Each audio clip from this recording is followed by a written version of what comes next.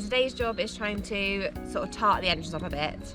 We had the Visit Somerset judge come to see if we could get a tourism award, and she absolutely loved it, but part of her feedback was that the entrance is a little bit scruffy, which I do agree with. We need to get rid of these tyres. We just were creating a parking area, but it's covered in weeds, it just doesn't look right. So we're going to plant a privet hedge here, but Brian thinks he can move these tyres full of gravel without the tractor. So we're going to see him try. Seriously, I tried. There you go. Oh, all right, Mr. I'm super strong. Let's see if we can do this one. Yeah, see? Don't need a tractor. You just do it. What are we doing with the tyres afterwards? I don't know. I stand corrected. But we still need to then scrape all of this back with the tractor. Okay. So I tried that middle one. Try the middle one. Well, no, because the middle one's wedged in between other things. Maybe that's where I was going wrong. Work your way back. Okay. Oh, bloody hell. Okay. It's not particularly fun, this. It's notoriously difficult to get gravel out of the inside of tyres. It is indeed. Well, I've got to do it so that we can then get the tractor to come and scrape it all clean.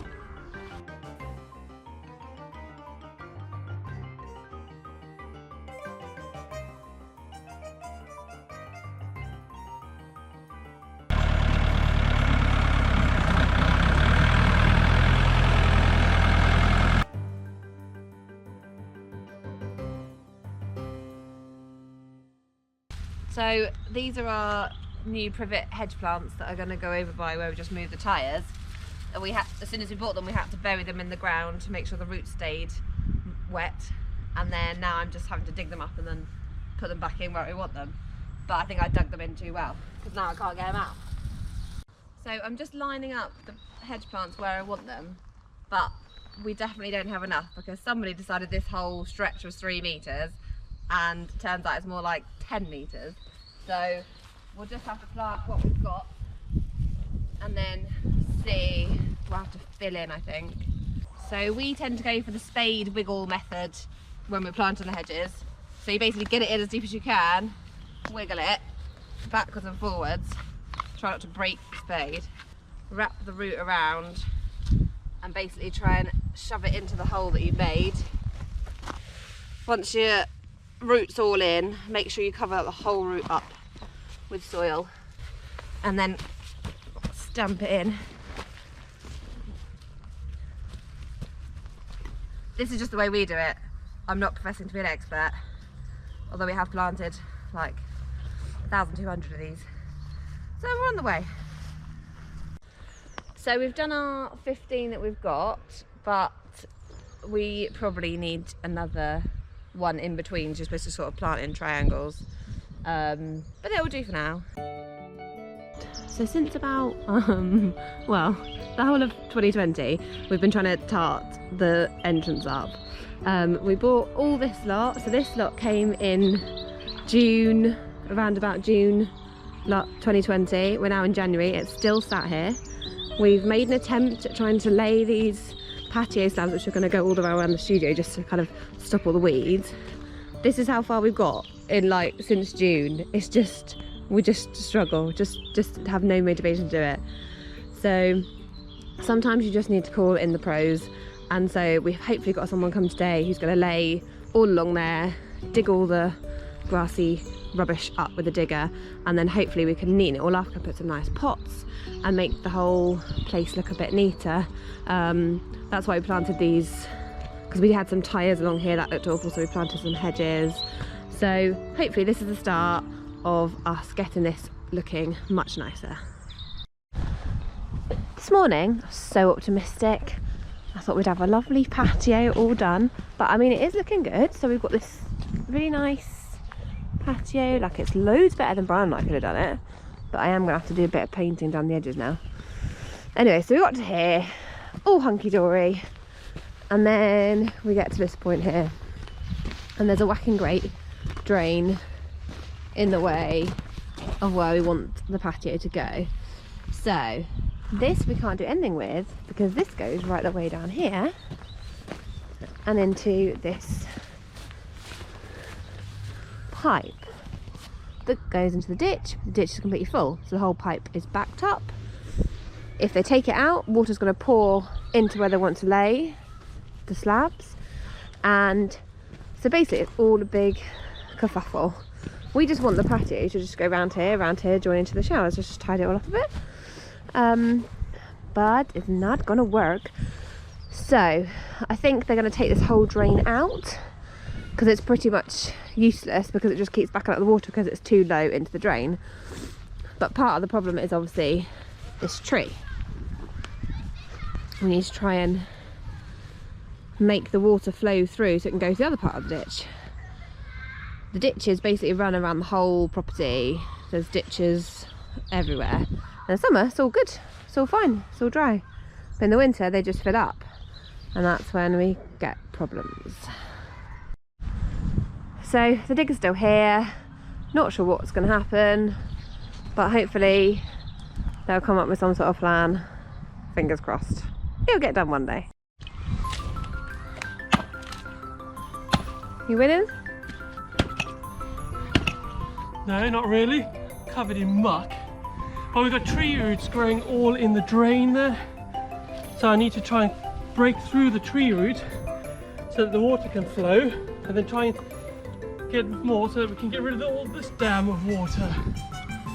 So the tree roots are basically acting as a dam, and this is causing us issues. So we're trying to get the water to flow down there, but at the moment it's getting stopped by the drain. So really we should be doing this in the summer, but it's not full of water.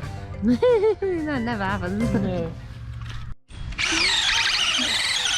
So our only solution that we've come up with is to drill holes through this root to try and kind of weaken it so we can get in there with the axe to try and create a gully to allow the water to flow. I'm not sure we're winning though.